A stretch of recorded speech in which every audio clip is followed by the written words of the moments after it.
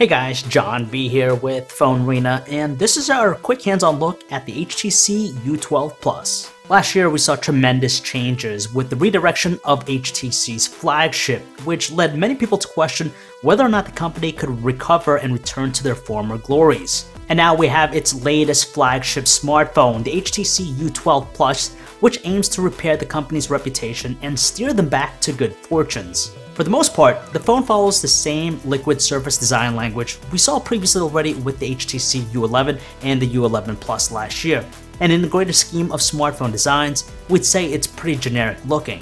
We will certainly agree though that the HTC U12 Plus features the best looking paint jobs in any flagship released right now. The flame red and translucent blue colors are arguably the most compelling we've seen, besting even the gradient color scheme we saw already with the Huawei P20. With the translucent blue, you're able to see some of the innards of the smartphone, but even better is how the paint job shimmers from red to yellow with the flame red option. These are definitely head turners, no doubt, and they feel incredibly solid to hold in the hand, and they do feature IP68 rating, so they are water resistant. It doesn't feature a headphone jack, but we're told that it'll come with the same pair of USB Type-C earbuds that we saw previously packaged with its flagships. And yes, the HTC Boom Sound speakers are there again and consist of a top speaker that focuses on treble, while the bottom speaker on the bottom edge of the phone focuses on the lower audio ranges. The HTC U12 Plus features a 6-inch Quad HD Plus Super LCD 6 display, so that's 1440 by 2880 pixels. Even though details are superior and the colors are punchy, the display seems to suffer from some very poor viewing angles. Thankfully, HTC decided to go against adopting the notch with its display, choosing instead to stick with a uniform one. Looking into the software, it pretty much looks and feels exactly like last year's offering. It's running on top of Android 8.0 Oreo, and it follows in the same footsteps by leveraging the same Edge Sense features. So essentially, you could squeeze the phone on its sides just a little bit or really hard to perform different actions. But new with the experience is the new tapping function. You could either double tap the left or right edges of the phone to perform different functions as well. Luckily, you could customize all of them. But beyond that, there's really not much of anything different with the experience. Just like its contemporaries, it's powered by the Qualcomm Snapdragon 845 processor.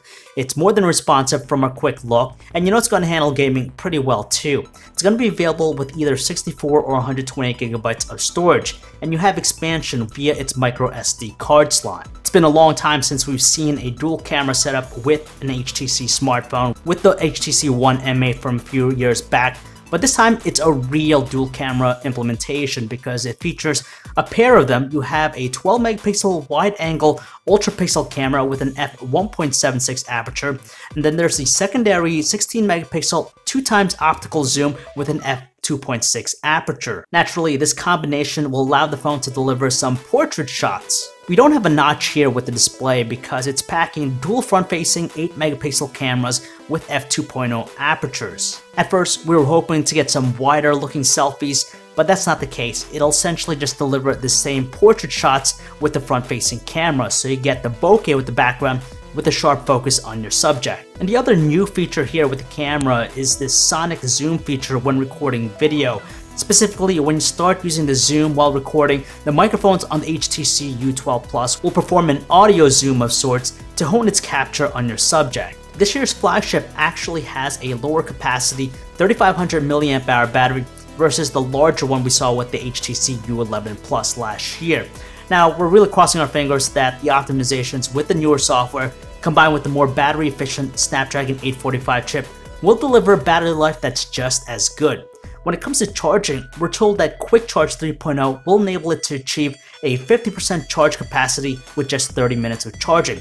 However, it doesn't offer wireless charging. The HTC U12 Plus is a successor that treads the waters very carefully, choosing mainly to deliver the necessary upgrades to make it a competent competitor in the space. What's strange though is that the HTC U12 Plus may be able to generate consumer interest with the help of its design. Similar to how the Huawei P20 was praised for the adventurous gradient color scheme it opted to employ, the U12 Plus's cool looking color options may very well find itself in the same position. But then again, there's the matter regarding pricing. It's going to start out at $800 for the 64GB translucent blue version, or $849 for the 128GB one.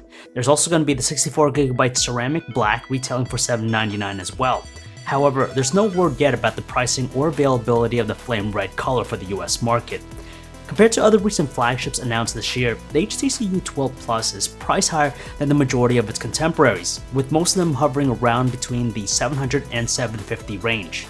Unless it can prove worthy itself in all the relevant areas, it's going to be an uphill battle trying to convince consumers to pick up something that's a bit more expensive than the rest of the gang. And that is it for our hands-on look at the HTC U12 Plus. If you guys want to learn more about it, you can check out our website, PhoneArena.com. This is John V, signing off.